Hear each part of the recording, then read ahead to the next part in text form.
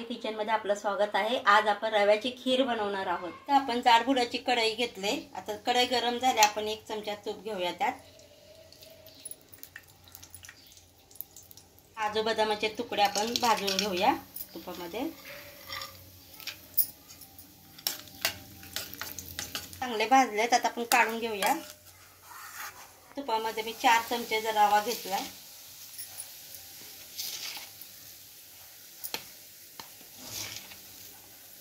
रवा चांगला भाजून घ्यायचा। रवा चांगला भाजलाय, आता आपण त्यात गरम दूध ओतणार आहोत।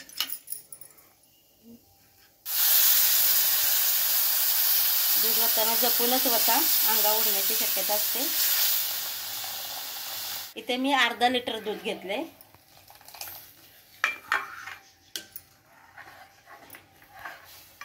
मी अर्धी वाटी साखर घेतले। तुम्ही साखर कमी जास्त करू शकता।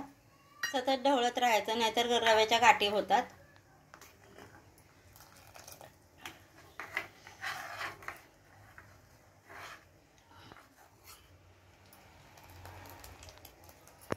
आता दूध चांगलं आटवून घ्यायचं, म्हणजे खीर आपली दाटसर होते। आता याच्यामध्ये आपण काजू बदामाचे काप टाकूया। पाव चमचा वेलची पावडर टाकूया।